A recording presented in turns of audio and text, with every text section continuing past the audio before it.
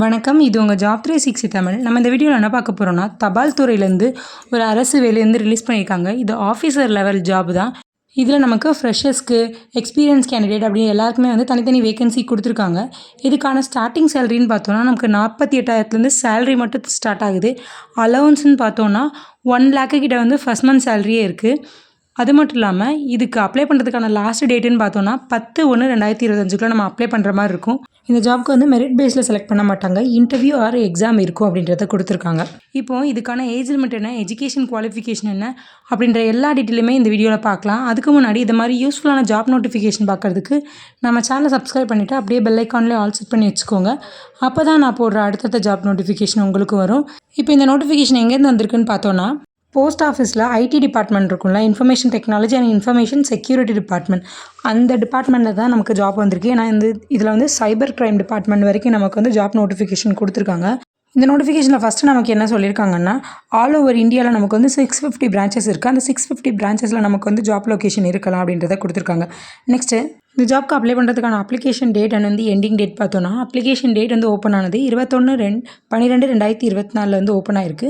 இதுக்கான லாஸ்ட் டேட்டுன்னு பார்த்தோன்னா 10/1/2025 நம்ம அப்ளை பண்ணுற மாதிரி இருக்கும். அது மட்டும் இல்லாமல் இதுக்கு ஆன்லைன் மோடில் தான் அப்ளை பண்ண போகிறோம். ஆஃப்லைனில் செல்லான் அனுப்புகிறதோ, அதுக்கப்புறம் போஸ்ட் ஆஃபீஸில் வந்து போஸ்ட் பண்ணுறதோ அப்படி எதுவுமே கிடையாது. ஆன்லைனில் மட்டும் தான் அப்ளை பண்ண போகிறோம். நெக்ஸ்ட்டு எலிஜிபிலிட்டி க்ரைட்டீரியாவில் ஃபஸ்ட்டு வந்து இந்த ஜாப்க்கு அப்ளை பண்ணுறவங்க 1/12/2024 வந்து நம்ம டிகிரி கம்ப்ளீட் பண்ணியிருக்கணும். அப்படி இல்லைனா எக்ஸ்பீரியன்ஸ்க்கான ஜாப் இருக்குன்னு சொன்னால அதுக்கான எக்ஸ்பீரியன்ஸ் வந்து 1/12/2024 முன்னாடி உங்களுக்கான எக்ஸ்பீரியன்ஸ் வச்சுருக்கணும் அப்படின்றத கொடுத்துருக்காங்க. இப்போ இதில் உங்களுக்கு வந்து 3 விதமான ஜாப் கொடுத்துருக்காங்க. Scale 1, scale 2, scale 3. இதில் நம்ம வந்து எதை வந்து ஃபோக்கஸ் பண்ணணும்னா, ஸ்கேல் 1 இதுதான் வந்து ஃப்ரெஷர்ஸ்க்கான job. Scale 2 and scale 3 manager and senior மேனேஜர்லாம் வந்து எக்ஸ்பீரியன்ஸ் இருந்துச்சுன்னா நீங்களுமே அப்ளை பண்ணிக்கலாம். நெக்ஸ்ட் வந்து சைபர் செக்யூரிட்டி எக்ஸ்பர்ட்டுக்குமே வந்து எக்ஸ்பீரியன்ஸ் கேட்டிருக்காங்க. மினிமம் வந்து 6 இயர்ஸ் வந்து எக்ஸ்பீரியன்ஸ் கேட்டிருக்காங்க. நெக்ஸ்ட் இந்த ஜாப்க்கான வேகன்சின்னு பார்த்தோம்னா, அசிஸ்டன்ட் மேனேஜருக்கு டோட்டலாக வந்து 54 வேகன்சி கொடுத்துருக்காங்க. யூஆருக்கு 33 வேகன்சியும், ஓபிசிக்கு 8 வேகன்சியும், இடபிள்யூஎஸ்க்கு 5 வேகன்சி, எஸ்சி அண்ட் எஸ்டிக்கு வந்து 2 வேகன்சியும் கொடுத்துருக்காங்க. டோட்டலாக நம்ம வந்து தமிழ்நாட்டை பொறுத்தளவுக்கு பிசி, எம்பிசி, டிஎன்சி இவங்க எல்லாருமே வந்து ஓபிசியில் வந்துடும். ஸோ அசிஸ்டன்ட் மேனேஜருக்கு டோட்டலாக வந்து 54 வேகன்சி இருக்குது. இப்போது இதுக்கான எஜுகேஷன் குவாலிஃபிகேஷன் பார்த்தோன்னா, நம்ம அசிஸ்டன்ட் மேனேஜருக்கு வந்து இன்ஜினியரிங்கில் வந்து பிஇ, பிடெக், கம்ப்யூட்டர் சயின்ஸ் வந்து படித்தவங்க வந்து அப்ளை பண்ணிக்கலாம். அது கூடவே எலக்ட்ரானிக்ஸை வந்து EEE இவங்களாம் வந்து இசிஇ அண்ட் EEE இவங்களாம் வந்து அப்ளை பண்ணிக்கலாம். அப்படி இல்லை நான் வந்து டிகிரி முடிச்சிருக்கேன், நார்மலாக வந்து ஆர்ட்ஸ் அண்ட் சயின்ஸ்லன்னு பார்த்தோன்னா நமக்கு போஸ்ட் கிராஜுவேட் கேட்டிருக்காங்க. அதில் science, IT, computer application, electronics இதிலலாம் வந்து போஸ்ட் கிராஜுவேட் முடிச்சவங்க அப்ளை பண்ணிக்கலாம். நெக்ஸ்ட் வந்து 1 இயர் எக்ஸ்பீரியன்ஸ் இருந்ததுன்னா நமக்கு வந்து ப்ரிஃபரன்ஸ் கொடுப்பாங்களோ தவிர்த்துட்டு அது வந்து கண்டிப்பாக அந்த எக்ஸ்பீரியன்ஸ் வேணும் அப்படின்றத அவங்க கேட்கல. ப்ரிஃபரன்ஸ் இருந்துச்சுன்னா அதை கொடுங்க, அப்படி இல்லாதவங்களுமே வந்து இதுக்கு வந்து அப்ளை பண்ணிக்கலாம். எக்ஸ்பீரியன்ஸ் இருக்கிறவங்களுக்கு வந்து நெக்ஸ்ட் வந்து மேனேஜர் அண்ட் சீனியர் மேனேஜருக்கு வந்து தனித்தனி வந்து ஜாப் நோட்டிஃபிகேஷனில் கொடுத்துருக்காங்க. அவங்களுக்கான எக்ஸ்பீரியன்ஸ் அண்ட் எஜுகேஷன் குவாலிஃபிகேஷன்லாம் இதில் கொடுத்துருக்காங்க. அசிஸ்டன்ட் மேனேஜருக்கு கொடுத்துருந்த எஜுகேஷன் குவாலிஃபிகேஷன் தான் அப்படியே வந்து மேனேஜர் அண்ட் வந்து சீனியர் மேனேஜருக்குமே கேட்டிருக்காங்க. ஸோ எஜுகேஷன் குவாலிஃபிகேஷன்லாம் சேம் தான், பட் எக்ஸ்பீரியன்ஸ் மட்டும் எக்ஸ்ட்ரா கேட்டிருக்காங்க. இது இருக்கிறவங்க, எக்ஸ்பீரியன்ஸ் இருக்கிறவங்க இதை பார்த்து ரீட் பண்ணிவிட்டு அப்ளை பண்ணிக்கோங்க. நெக்ஸ்ட் இந்த ஜாப்க்கு அப்ளை பண்ணுறதுக்கான அப்ளிகேஷன் ஃபீஸ் பற்றி பார்க்கலாம். அப்ளிகேஷன் ஃபீஸை பொறுத்தளவுக்கு எஸ்சி, எஸ்டி, பிடபிள்யூடி இவங்க எல்லாருக்குமே வந்து 150 எக்ஸாம் ஃபீஸும், மற்ற எல்லா கேண்டிடேட்ஸ்க்குமே வந்து 750 எக்ஸாம் ஃபீஸுமாக கொடுத்துருக்காங்க. மற்ற எல்லா கேண்டிடேட்னா ஓபிசி, பிசி, டிஎன்சி அப்படி எல்லாருக்குமே வந்து இடபிள்யூஎஸ் இந்த கம்யூனிட்டியில் இருக்க மென்ஸ் அண்ட் விமென்ஸ் எல்லாருக்கும் வந்து 750 எக்ஸாம் ஃபீஸாக சொல்லியிருக்காங்க.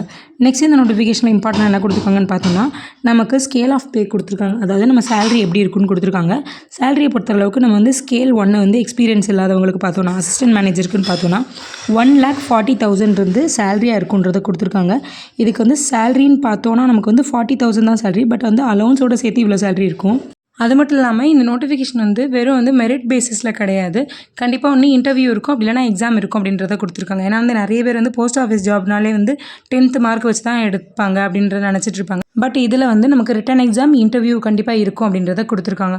ஸோ இதுக்கு நீங்கள் வந்து எலிஜிபிளாக இருந்தீங்கன்னா கண்டிப்பாக அப்ளை பண்ணுங்கள். இது ஆல் ஓவர் இந்தியாவிலேருந்து தான் ஜாப் நோட்டிஃபிகேஷன் வந்திருக்கு. இதில் நமக்கு வந்து ஆல் ஓவர் இந்தியாவில் எங்கேனாலுமே வந்து போஸ்டிங் போடலாம். டெல்லி அல்லது நம்ம ஸ்டேட் அப்படின்ற எல்லா இடத்துலையுமே, டெல்லி தான் இதுக்கு ஹெட் ஆஃபீஸ்னு கொடுத்துருக்காங்க. ஆல் ஓவர் இந்தியாவில் வந்து 650 பிரான்ச்சஸ் இருக்குது அப்படின்றது தான் கொடுத்துருக்காங்க. இந்த 650 பிரான்ச்சஸில் நமக்கு எங்கேனாலும் வந்து லொக்கேஷன் இருக்கும். ஸோ வந்து நமக்கு எங்கே ஜாப் போட்டாலும் நான் போயிட்டு வில்லிங்காக வந்து ஒர்க் பண்ணுவேன் அப்படின்னு நினைக்கிறவங்க மட்டும் இதுக்கு அப்ளை பண்ணிக்கோங்க. அது மட்டும் இல்லாமல் இதுக்கு சேலரி வந்து ஹை சேலரி. அது கூடவே சென்ட்ரல் கவர்மெண்ட் நார்ம்ஸ் படி நமக்கு அலவன்ஸ் எல்லாமே இருக்க போது. இது ஒரு ஃப்ரெஷர்ஸ்க்கான சூப்பரான ஜாப் நோட்டிஃபிகேஷன் தான். ஸோ வந்து உங்களுக்கு குவாலிஃபிகேஷன் இருந்துச்சுன்னா அப்ளை பண்ணி பாருங்கள்.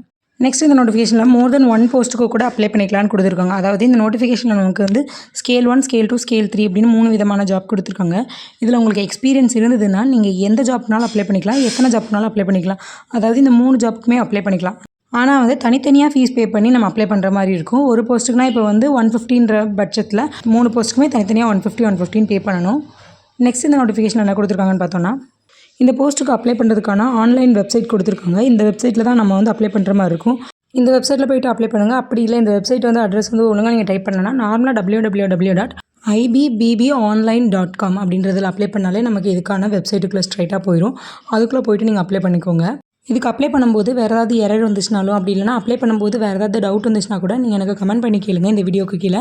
நான் அதுக்குமே ரிப்ளை பண்ணுறேன். நெக்ஸ்ட்டு இது நார்மலாக வந்து எப்படி ஆன்லைனில் அப்ளை பண்ணுறது அப்படின்ற டீட்டெயில்ஸ் தான் கொடுத்துருக்காங்க. நார்மலாக வந்து சென்ட்ரல் கவர்மெண்ட் எக்ஸாமுக்கு எப்படி அப்ளை பண்ணுவீங்களோ அதே மாதிரி ஃபோட்டோவோட சைஸு, தம்ப் இம்ப்ரெஷன் இதெல்லாம் கொடுக்கணும் அப்படின்றது தான் கொடுத்துருக்காங்க. பேமெண்ட்டை பொறுத்தளவுக்கு நமக்கு வந்து ஆன்லைன் மோடில் தான் இருக்கும். நெக்ஸ்ட் வந்து பேமெண்ட் வந்து ரீஃபண்டு கிடையாது அப்படின்றத கொடுத்துருக்காங்க. நிறைய சென்ட்ரல் கவர்மெண்ட் எக்ஸாம்ஸில் வந்து SC/ST கேண்டிடேட்ஸ் அப்புறம் விமன் கேண்டிடேட்ஸ்க்கு வந்து எக்ஸாம் அட்டன் பண்ணதுக்கப்புறம் வந்து நமக்கான எக்ஸாம் ஃபீஸை வந்து ரீஃபண்ட் பண்ணுவாங்க. அது மாதிரி இதில் எதுவுமே கிடையாது. அவ்வளோதான். இதுக்கான எஜுகேஷன் குவாலிஃபிகேஷன், ஏஜ் லிமிட்டு, அப்புறம் சேலரி எவ்வளோ இருக்கும், இதுக்கு அப்ளை பண்ணுற மோடு என்ன அப்படின்ற எல்லா டீட்டெயிலுமே இந்த வீடியோவில் பார்த்தாச்சு. இதில் உங்களுக்கு ஏதாவது சந்தேகங்கள் இருந்துச்சுன்னா கமெண்ட் பண்ணி கேளுங்க. இந்த வீடியோ யூஸ்ஃபுல்லாக இருந்துச்சுன்னா லைக் பண்ணிக்கோங்க. அது மட்டும் இல்லாமல் இந்த வீடியோ யாருக்கெல்லாம் யூஸ் ஆகும்னு நினைக்கிறீங்களோ உங்கள் ஃப்ரெண்ட்ஸ் அண்ட் ஃபேமிலி மெம்பர்ஸ் அவங்களுக்குமே இந்த வீடியோ ஷேர் பண்ணுங்கள். அது கூடவே வந்து இன்ஜினியரிங் முடிச்சுட்டு ஃப்ரெஷர்ஸாக வந்து நிறைய பேர் வந்து ஜாப் தேடிட்டு இருப்பாங்க. அவங்களுக்கும் வந்து இந்த வீடியோ வந்து ஷேர் பண்ணி இதே மாதிரி ஜாப் நோட்டிஃபிகேஷன் வந்திருக்கு அப்படின்றத இன்ஃபார்ம் பண்ணிக்கோங்க. அது கூடவே நம்ம சேனலை சப்ஸ்கிரைப் பண்ணி வச்சுக்கோங்க. அப்போ தான் நான் போடுற அடுத்தடுத்த அப்டேட்டான ஜாப் நோட்டிஃபிகேஷன் வீடியோ உங்களுக்கு வரும். தேங்க்யூ.